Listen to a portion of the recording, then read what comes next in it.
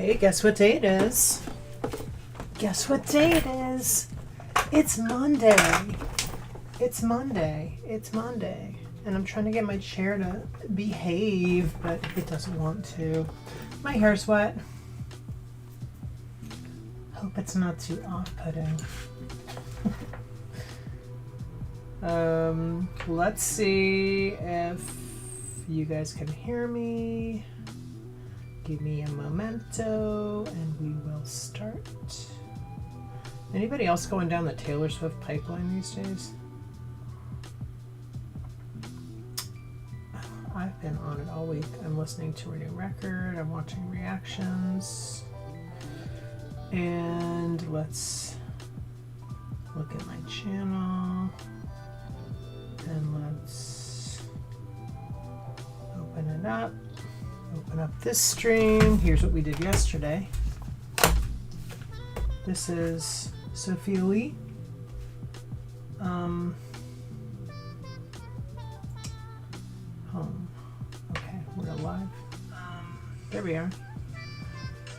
All right. All right. All right. I can talk to you guys now. I can now talk to you and not be distracted. How's that? How's that? I hope you're having a great morning. I woke up like an hour ago. When I first started streaming, I got up a solid 2 hours before, and sometimes even earlier.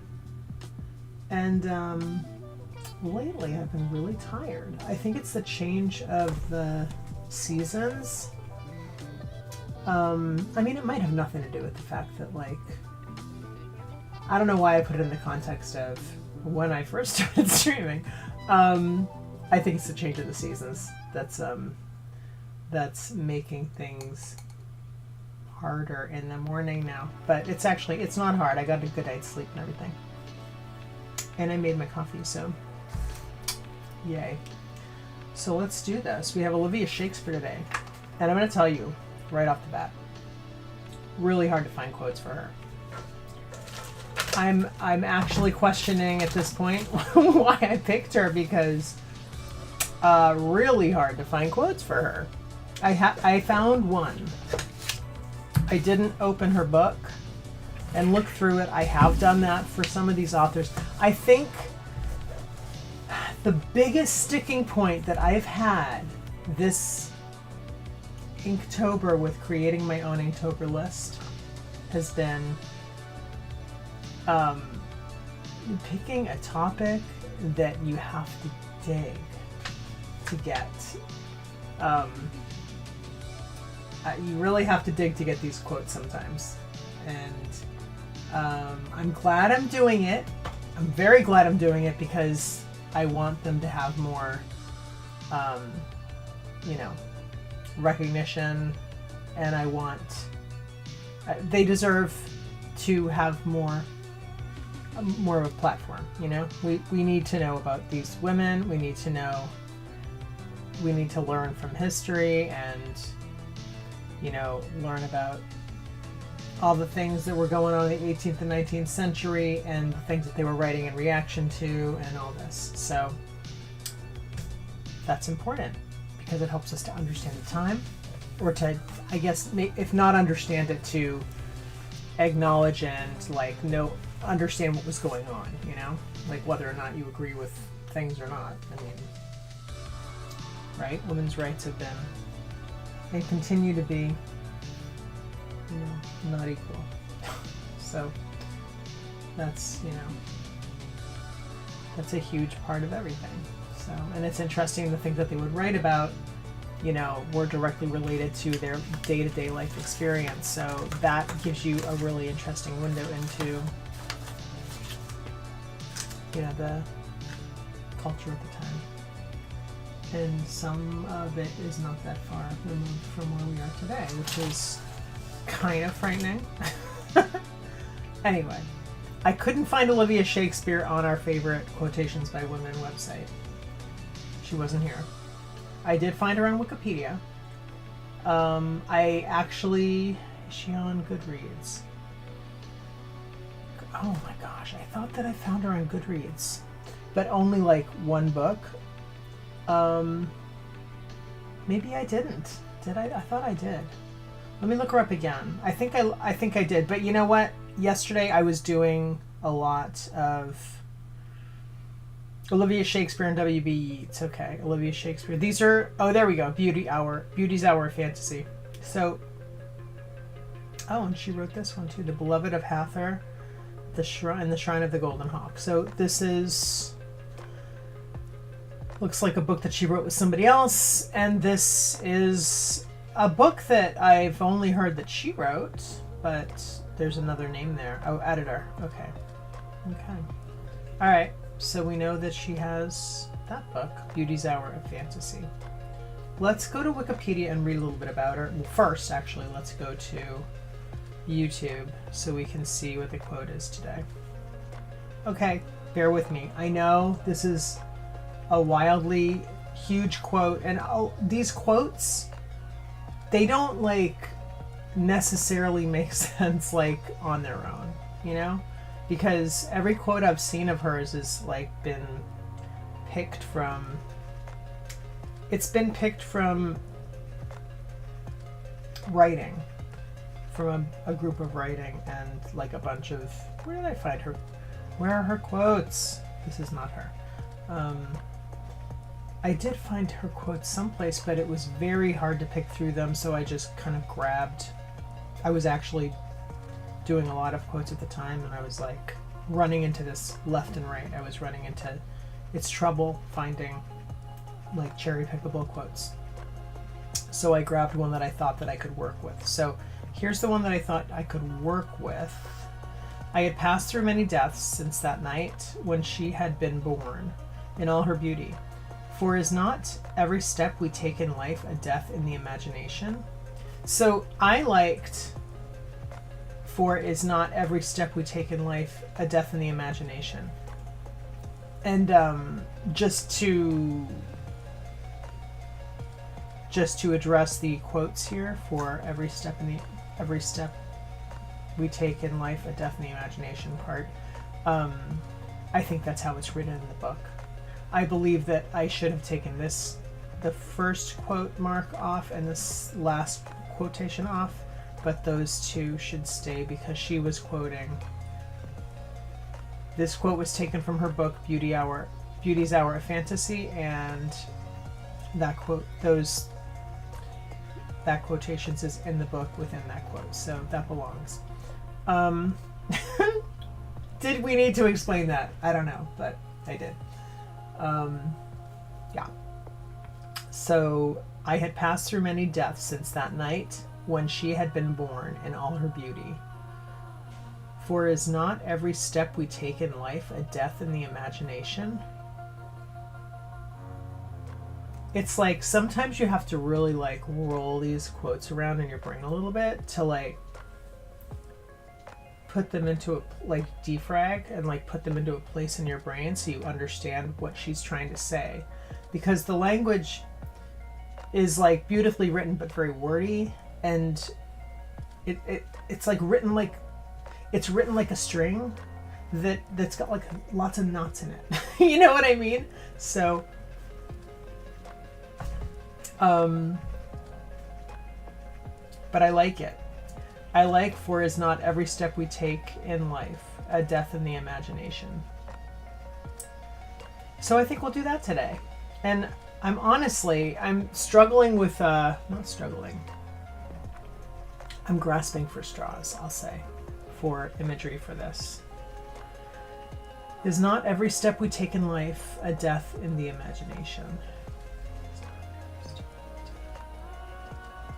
Okay, I have to work on that. I'm going to let that marinate while I read you a little bit about Olivia Shakespeare from Wikipedia, our favorite.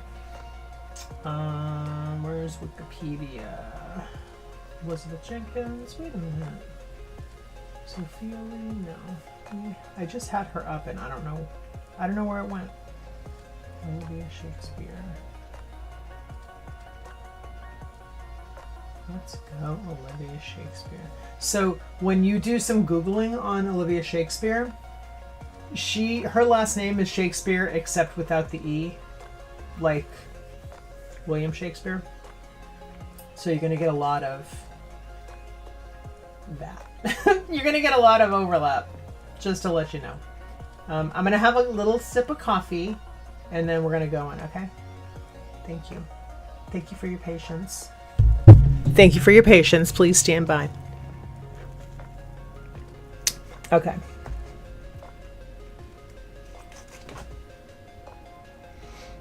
Okay, Olivia Shakespeare from Wikipedia, the free encyclopedia. Ready? Here she is. Lovely. This is a very gorgeous picture from 1897. That's a beautiful picture. You know what would be fun? Maybe I'll do her portrait today. That would be fun. I've been thinking, I haven't done a portrait of any of these ladies.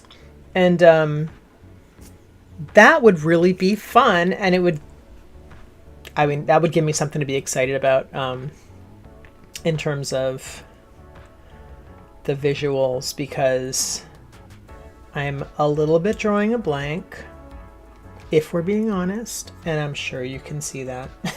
I'm sure you can tell. I'm drawing a little bit of a blank. I did like the quote that we picked out, but you know, slim pickings, right?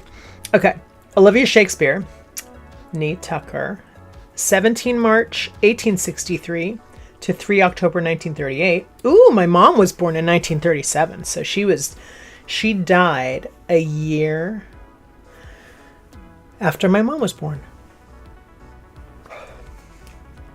Olivia Shakespeare was a British novelist, playwright, and patron of the arts. Does that mean she was rich? Because patron of the arts back then, like, did anybody pay attention unless you had money to, like, give to, like, the artists? Like, that is a patron of the arts, right? Somebody who is wealthy enough to subsidize artists. She wrote 6 books that are described as marriage problem novels. Her work sold poorly, sometimes only a few hundred copies. Her last novel, Uncle Hilary, is considered her magnum opus. Hey, I thought her magnum opus was Beauty's Hour. What the heck? Okay, I'm gonna try this little stand to maybe get rid of some of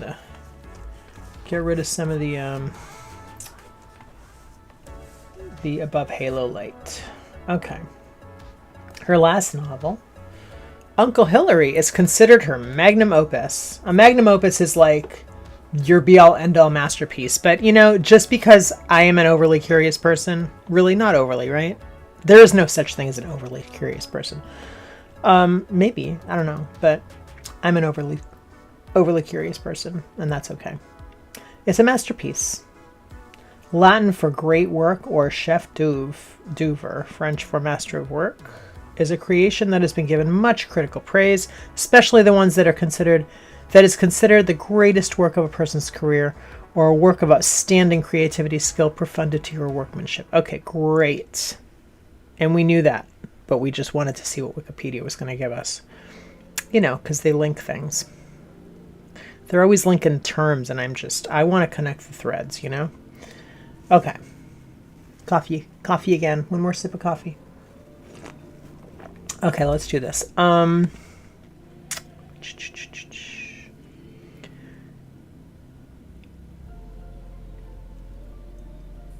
Her last novel, Uncle Hilary, is considered her magnum opus. She wrote 2 plays in collaboration with Florence Farr. And that's the woman who I think she wrote one book with her that's on Goodreads. So we recognize that name already. Okay, about her life now, because I don't know anything about her life. Olivia was the daughter of a retired adjutant general. Let's see what that is. Is a military chief administrative officer. Okay. Thanks, Wikipedia. So Olivia was the daughter of a retired adjutant general and had little formal education. She was well read, however, and developed a love of literature.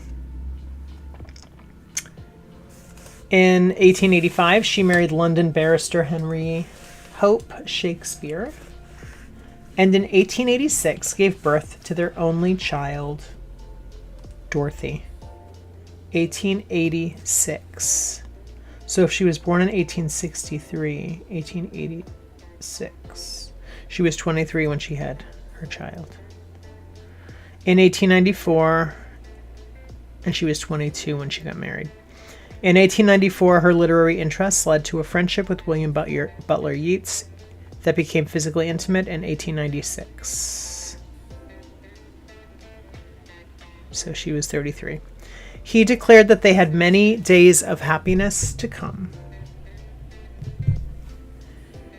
But the affair ended in 1897. They nevertheless remained lifelong friends and corresponded frequently. I wonder how her husband felt about this. I mean, right? Wait a minute. Let's. Did he die? He didn't die, did he? Not yet? Because why didn't they mention something? Henry Hope Shakespeare. They nevertheless remained lifelong friends and corresponded frequently. On October 20th, ooh, that's today, 1917. Oh my gosh. 25, 26. How's this? 1917 was that 92 years ago? I don't know if my math is right. Today, because today is October 20th. Yeats married Georgie Hyde Leeds, Olivia Shakespeare's stepniece, and Dorothy's best friend. Okay. Dorothy's best friend. That's her daughter. Oh. Ooh. Okay. That's messy. Olivia began hosting weekly salons frequented by Ezra Pound and other modernist writers and artists in 1909 and became influential in London literary society. Cheers. Literary society. Olivia's daughter, Dorothy Shakespeare, married Pound in 1914, despite the less than enthusiastic blessing of her parents. Let's look up Ezra Pound for a quick second. He was an American poet and critic, a major figure in the early modernist poetry movement, and a collaborator in fascist Italy and the Salo Republic. I just, said that however I said it, right? During World War II. His works include Ripostus, could be saying that wrong, forgive me, Hugh Selwyn Moberly, 1920, and the Cantos, 1915 to 1962. I don't know what that is. That a magazine or something? Anyway, Ripostus was from 1912. So he is a guy that she married. That Olivia's daughter. Wait. Olivia's daughter Dorothy married Ezra Pound. After their marriage, Pound used funds received from Olivia to support T.S. Eliot and James Joyce. Well, I guess he had good taste, right? When Dorothy gave birth to a son, Omar Pound, in France in 1926, Olivia assumed guardianship of the boy. When Dorothy gave birth to a son. Why? Was Dorothy like a wild woman? And just was like, I'm not raising this kid. I don't know. Olivia assumed guardianship of the boy. He lived with Olivia until her death 12 years later in 1938. Okay, this is very complicated. There's a lot of blank spots here. There's a lot of missing parts here. We don't know. I want the miniseries. Or I want the limited series. I want to know where Dorothy went. Why was she not raising her kid? I want to know what happened between William Butler Yeats and Olivia once Yeats married Georgie, Olivia's stepniece, and Dorothy's best friend. I mean, what's going on here? There's some stuff here that they're not telling us. Okay. Or actually, you know what we could do? Or maybe I'll do it later. I'll click into Dorothy Shakespear and read a little bit about her, because I'm curious. And then, you know, we can look at Georgie Hyde-Lee's too. Because that's just, I mean, that's very messy, very complicated.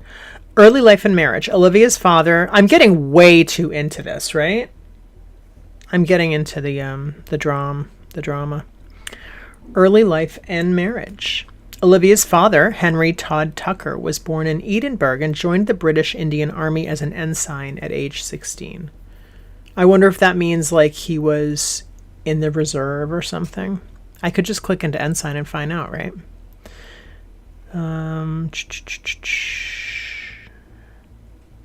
Ensign from Old French is a junior rank of a commissioned officer in the armed forces of some countries. Okay. So just like a entry level, right? Cheers. Okay. Olivia's father, Henry Todd Tucker, was born in Edinburgh. We already read this, but I'm going to read it again. Sorry. Forgive me. I'm going to use I got to use a pencil to stay in track here. You know what would help actually even more is if I had a piece of paper. Let me do this. Olivia's father, Henry Todd Tucker, was born in Edinburgh and joined the British Indian Army as an ensign at age 16. He rose to the rank of adjutant general in Bengal, but retired in 1856 at age 48, owing to ill health. Remember, this is her father. Within a year of returning to Britain, he married Harriet Johnson, born 1821, of Bath. The couple moved to the Isle of Wight, where their two daughters were born, Florence in 1858 and Olivia on 17 March 1863. Soon after, they relocated to Sussex, where their third child, Henry, was born in 1866. In 1877, the family moved to London and raised their daughters in a social world that encouraged the pursuit of leisure. Now that is a statement that I wish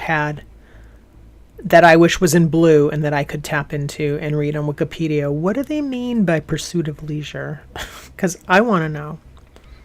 I want to know, what is pursuit of leisure in the 18th century? Or 19th century, rather. I need to know this. I probably should be watching The Gilded Age, and maybe I will. If anybody's watched The Gilded Age, let me know. My sister has highly recommended it. I love Carrie Coon, so she's the star of it. So I think I would enjoy it. I think I should watch it. That's what I think.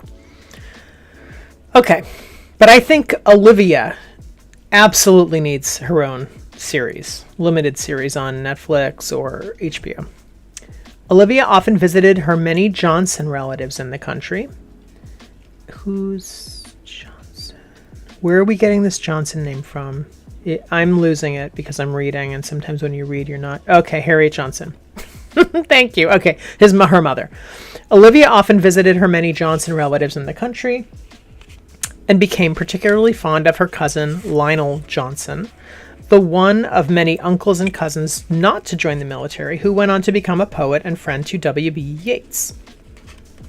It's likely that Olivia received little formal education. She may have been educated by tutors and appears to have become well-read as a young woman. In 1885, so remember she's 23, Olivia married Henry Hope Shakespeare, a man described by Terence Brown in The Life of W.B. Yeats, a critical biography, as quote-unquote worthy, but dull. Worthy but dull. Cheers. Born in India in 1849. Let's turn this down for now. I don't think we need that. He was descended from 17th century East London rope makers and, like Olivia, came from a military family.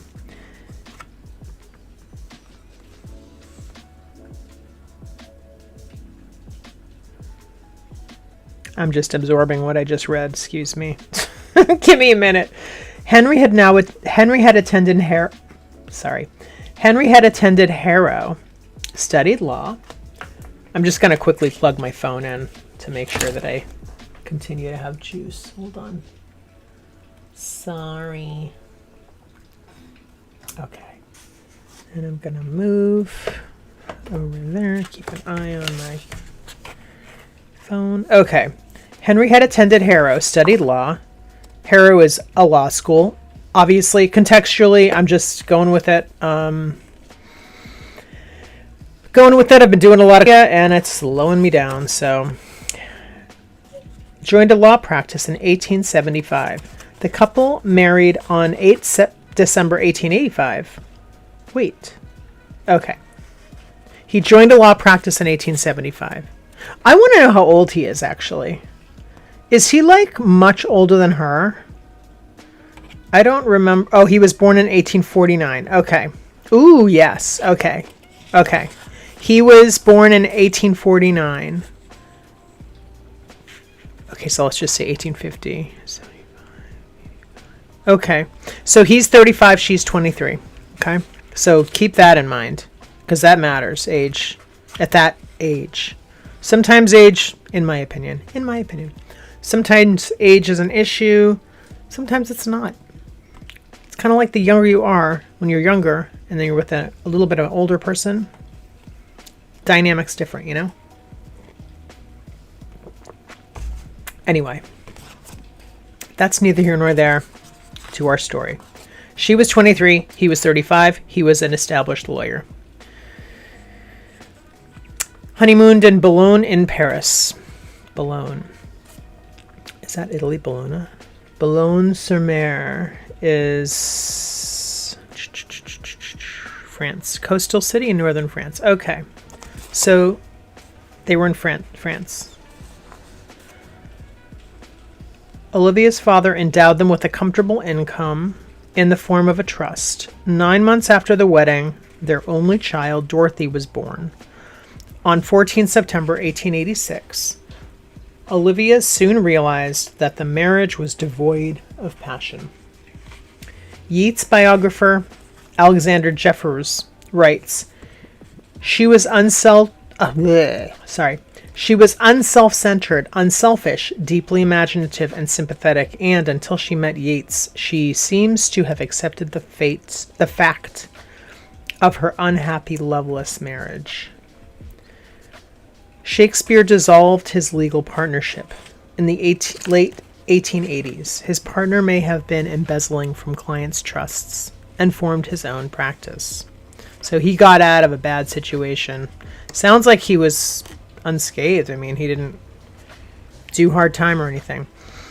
Harwood writes that Shakespeare's attitude to the situation showed a certain amount of timidity on his part and a definite dislike of scenes.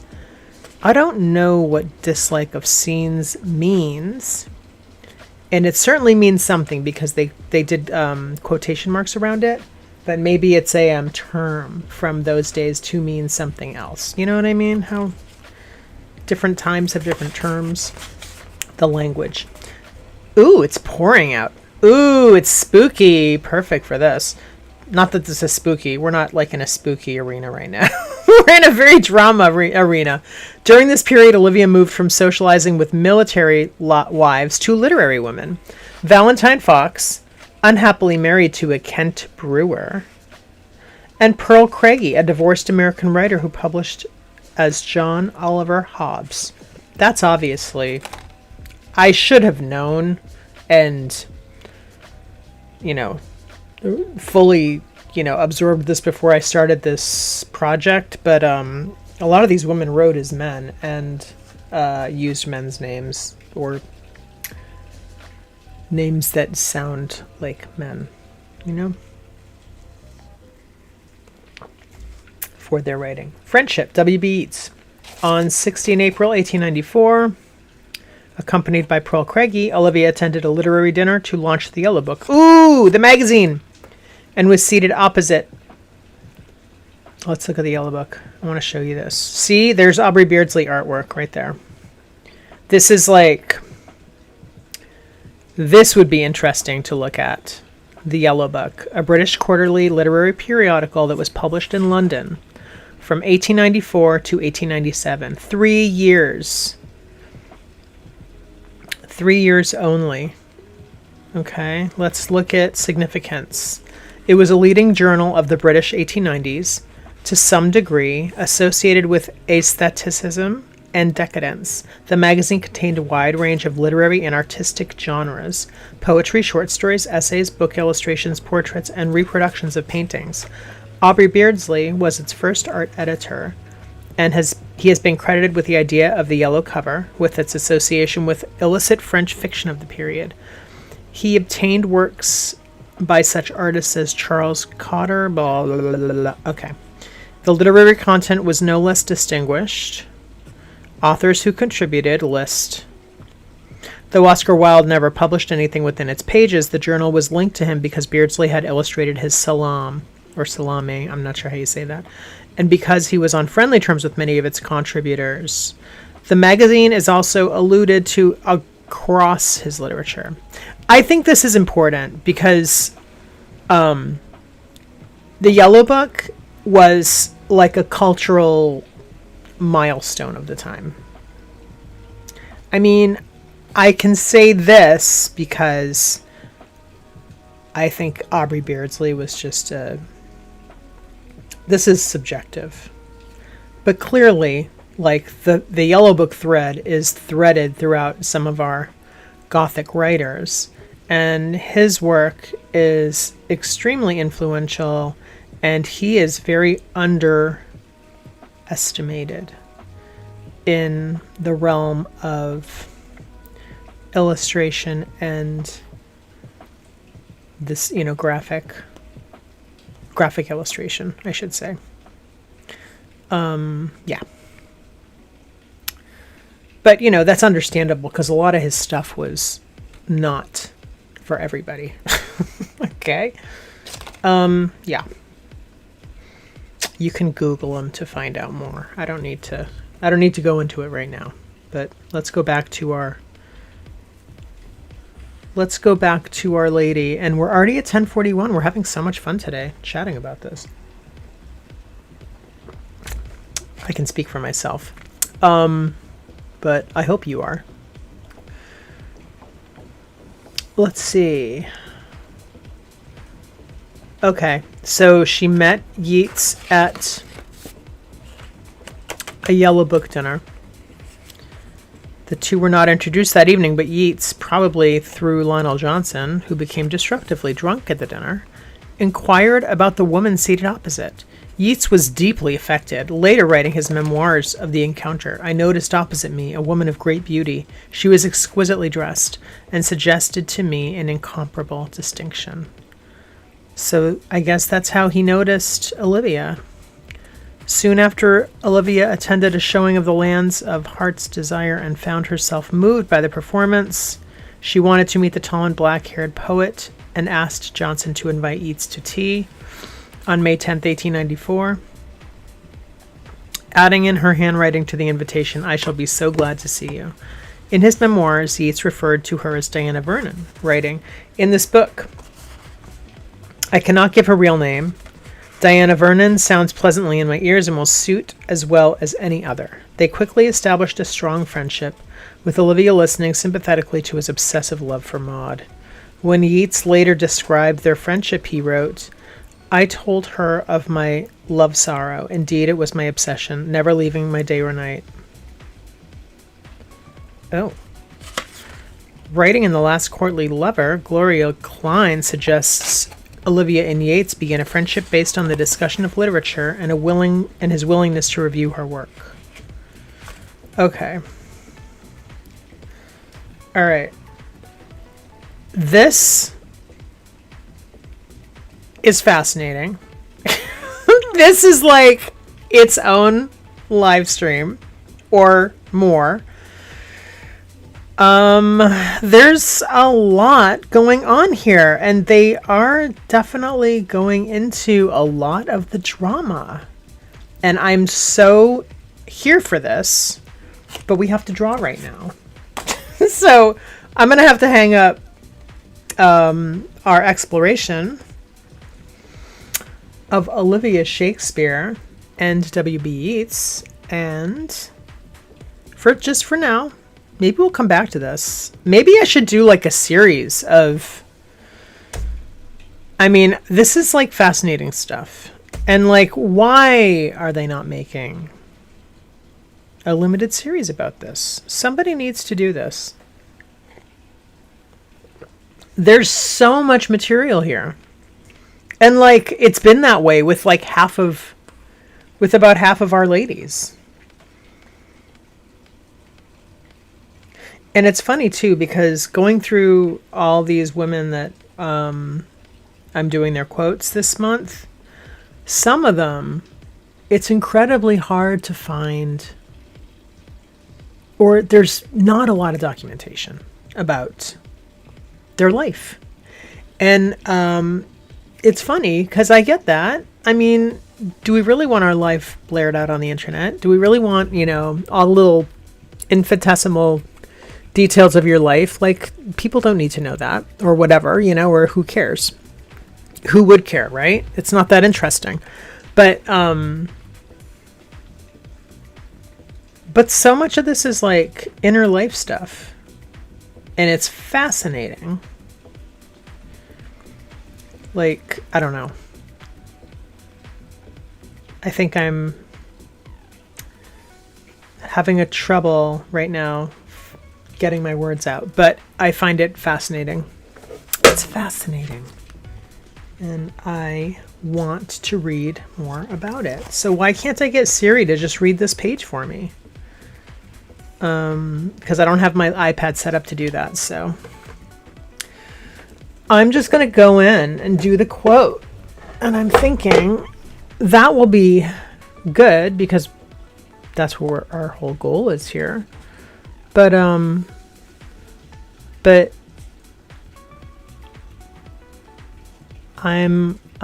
fascinated. I am very fascinated by all of this. And I wish I had my Siri set up to read that page, because come on, this is like, this is fascinating. I must read more.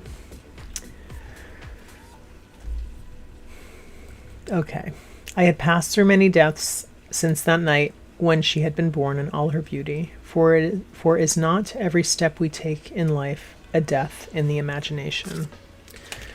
Is not every step we take in life a death in the imagination? Okay. What are we going to do here?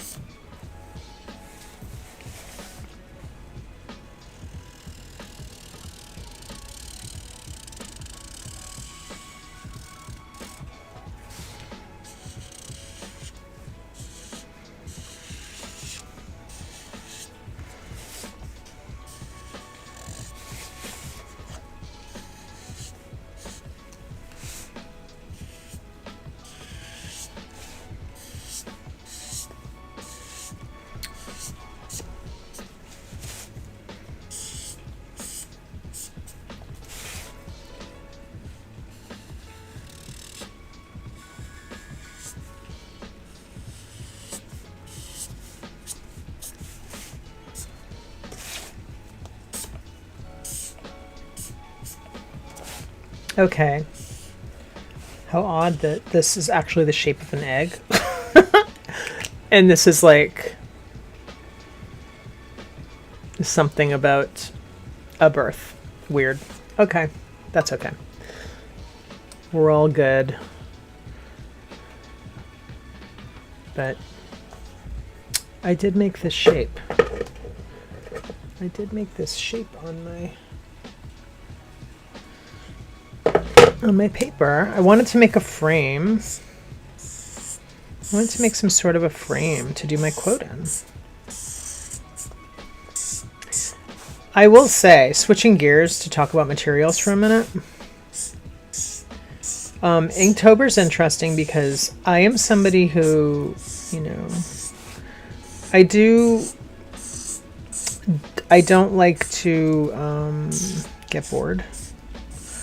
And we've been doing pen and ink now. I love pen and ink. I mean, you know this if you've been here watching. But I will say, I just want to bring in some paints and stuff, you know? I'm like really rearing to go for... I'm really excited to get into some color and some paints and to bring back other materials into my life when our Inktober days are complete. But we have a lot to go, and we got some exciting stuff coming. So I've missed one day. Mary E.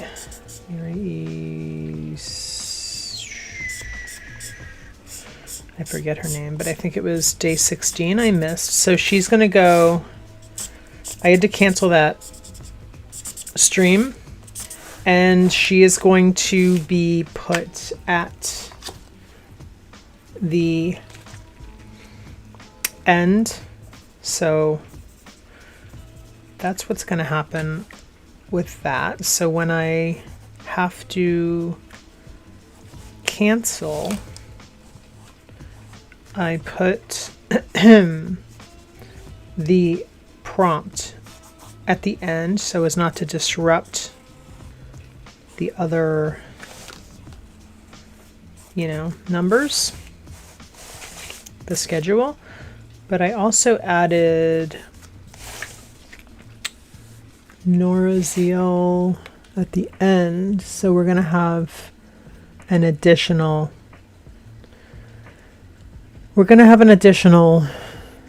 Inktober in the beginning of November because I felt like it, because I really wanted to do her. Nora's, or is it Zora Neale? Zora Neale? Wait, hold on. I'm Googling. Zora Neale Hurston. Okay, that's it. Why did I say Nora Zeal? Because it's easy to think that... it's easy to confuse my letters. It's Zora Neale Hurston. She's a good one. Oh my gosh, some of her quotes are amazing. I have a very long list of books now that I need to listen to on LibriVox or get on Audible.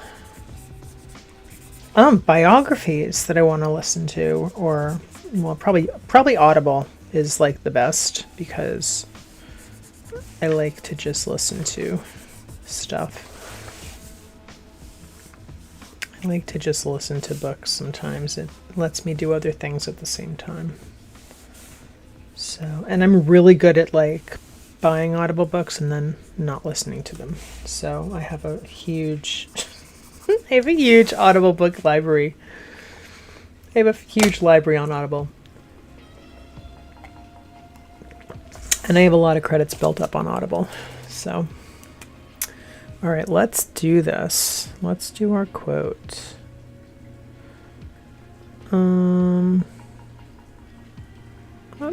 just gotta go to, okay. I had passed through many deaths since that night when she had been born in all her beauty. For is not every step we take in life a death in the imagination. I'm going to keep the entire quote because I have room for it. And I think it really works all together. Because in the beginning of the quote, she references deaths. The many deaths that she's been through. I had passed through many deaths since that night when she had been born in all her beauty. That's the first part of the quote. I'm going to read it one more time. I had passed through many deaths since that night when she had been born in all her beauty. Semicolon. For is not every step we take in life a death in the imagination. I'm wondering if the, here I'm going to bring my iPad back over here for a second. I'm wondering if, because this is from a book, this is from her book Beauty's Hour. We didn't even talk about, I didn't even discuss the relevance of Gothic writing to this, and I apologize. I got very much into her wild life. Okay, so do you see how there's quotes? I'm not sure. I didn't read the book, Beauty's Hour of Fantasy, or listen to it, so I don't know, but that quote, I'm wondering if, because they put it in quotation, she wrote it in quotation marks as if the character is actually, it's complicated, right? The character is using it as a quotation of something that she already knows as a saying in her, you know, in her, what she's saying, which in her, you know, speaking, whatever she's saying there. So she's saying it as if it's a quote she already knows of or something. So I'm wondering what the context of that is in the book. And I don't know. And I won't know unless I read the book.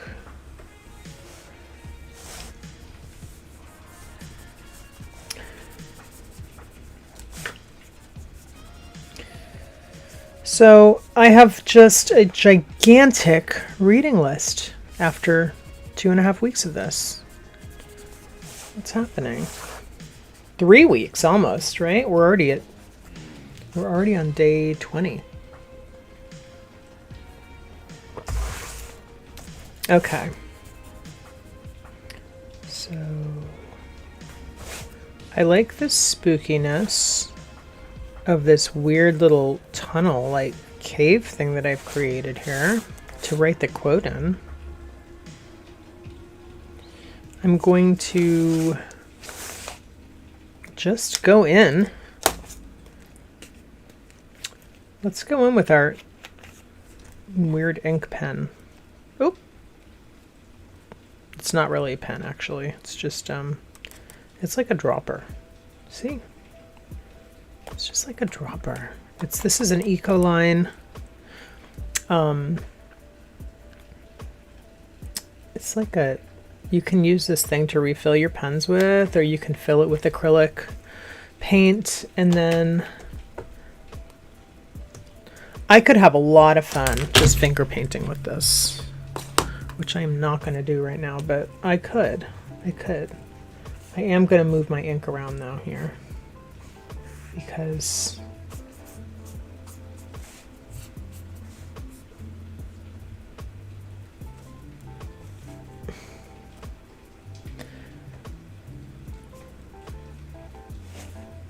okay, let's go. I had passed through many deaths. Do I want to do it with this pen? I do think I want to use a brush pen. Let's use the pocket one. The Pentel Pocket brush pen, because I have better control with this one, but it's, ooh, I just got a bunch of ink on me, but it's still a brush pen. I mean, an actual brush. So let's do it. I had passed through many deaths. Wait, where do I want to emphasize? I had passed through many deaths since that night when she had been born in all her beauty, for is not every step we take in life a death in the imagination.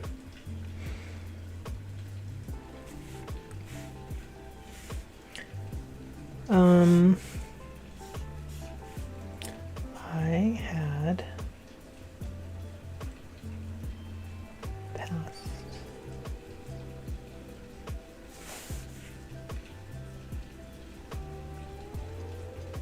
Listen to that rain. Very rainy out. Through many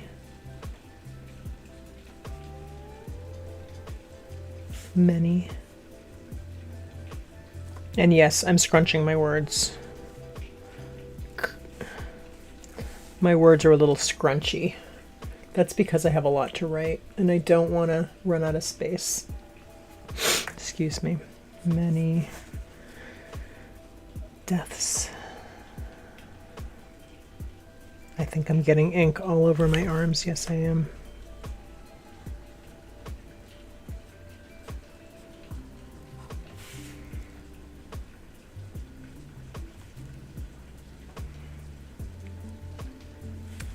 Right.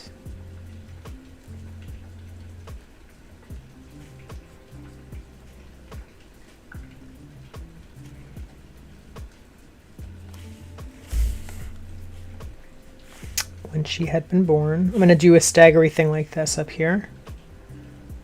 Like smaller. And then we're going to do she. I am going to run out of room. No, I'm not. When she had... Oh, it's always a high wire act, right? When she had been... Let's do B, E, big E. A born, big B. Okay, I like that. I like to take up this space. In all, it's 11. 11 o'clock Eastern.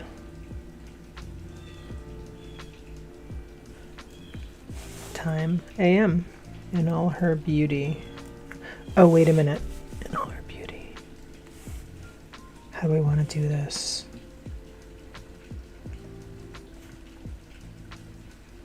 Let's do it like this. B. E. Oh, this brush has given me trubs. Giving me trubs. There's nothing like a tail. I love a tail. And there's nothing like drawing in it. Writing your letters in a completely different...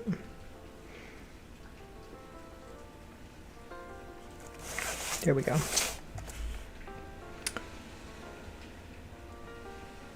There we go. I like that. Excellent. In all her beauty. Let's do the tail of the T higher too. Like that.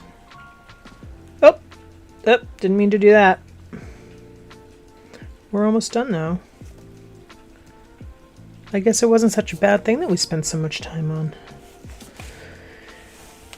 talking about Olivia, because that was like super fun to learn about, and I want to learn more about her. I had passed through many deaths since that night, when she had been born in all her beauty. Or is not, colon. We do like our punctuation. For is not every step we take in life a death in the imagination. For is not, how do I want to do this? For, let's do it like this. Is not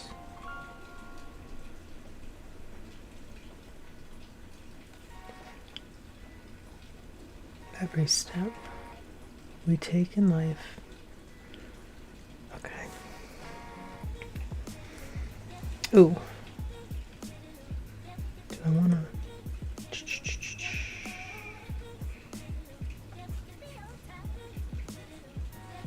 Every step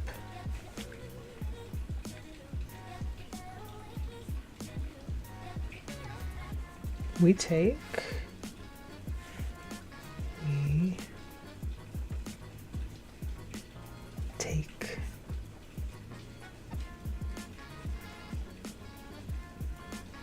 let's do a loop.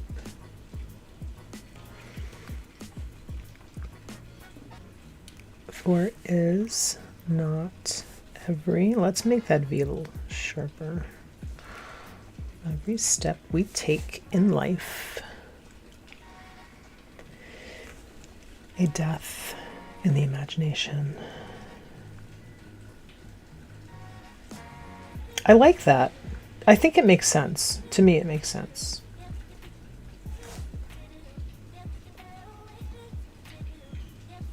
I think I understand what she's trying to say here.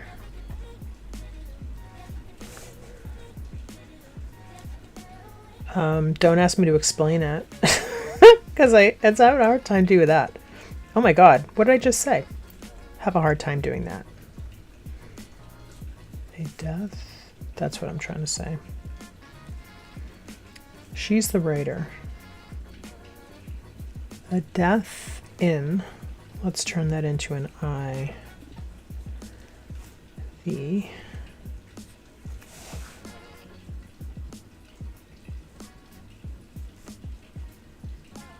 imagination. Okay, hold on, here we go. Let's copy our lettering style up there. A death in the imagination. Imagination.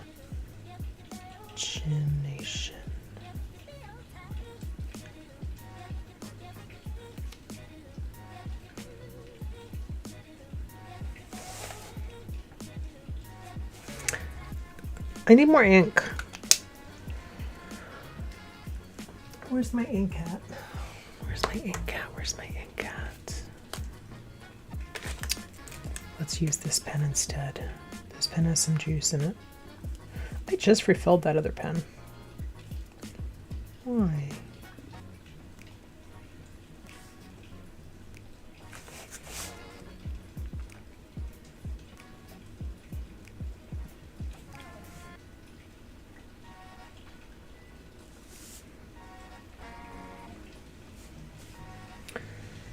Oh, whoa, wait. Question mark.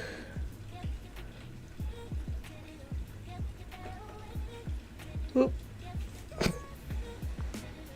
Olivia Shakespear and Beauty's Hour, a fantasy. Okay. Let's do this. Let's write it in. We're going to use a different pen though, because that's a lot of words. That's a lot of words. Letters, rather. That is a lot of letters. And we have Olivia Shakespear, Beauty's Hour, a fantasy.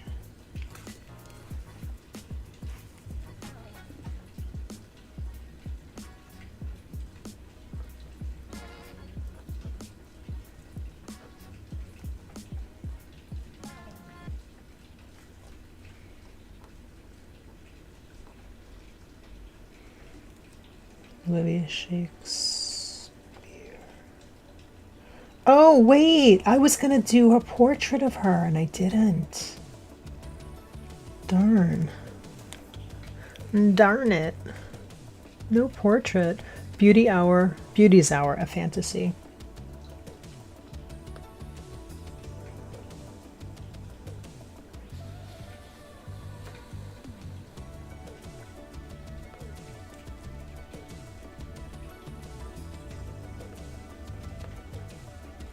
Beauty's Hour, a fantasy. And fantasy is PH. Don't know why. And it doesn't matter for our purposes. Okay.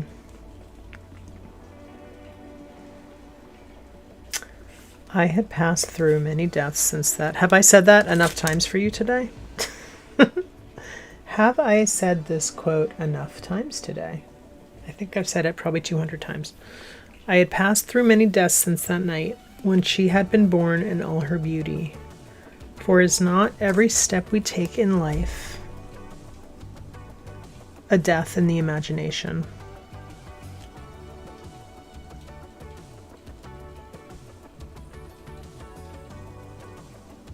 Okay. All right, we did it. We did it. We finished this today. Let's get a good little shot in here with the coffee. We're going to take our screenshot. Let's take a screenshot, shall we? Let's take a screenshot of... Ta-da! Okay. Great. All right. Well, I hope you guys have a great day. Have an awesome day. Even if it's a rainy day. Sometimes I like a rainy day, especially when we're talking about Gothic authors. That tracks. It makes sense. It feels right. I'll be back at 12:30 p.m. to do another page of Night Garden Fairy Cats, my upcoming mixed media coloring book, and we're getting there with that one. It's getting there. I'm very excited. We're close. I think I have 5 left, and then we'll see what I do after that. So, but that's done on Procreate, and I love doing the mix because it's also vertical. Those are vertical streams, and I like doing the mix because these are horizontal and they're done with analog, and then the 1230 stream is on Procreate and it's vertical. So it's like a fun little mix, right? So yeah, like, subscribe, hype my channel. If you have any of those little hype points you can throw my way, that would be awesome. And maybe I'll see you at 12:30 today, and tomorrow, if you're here, we are gonna do 21 is Charlotte Smith. So get ready for that one. And I will talk to you soon. Have an awesome day, and hopefully I'll see you soon. Okay? Bye.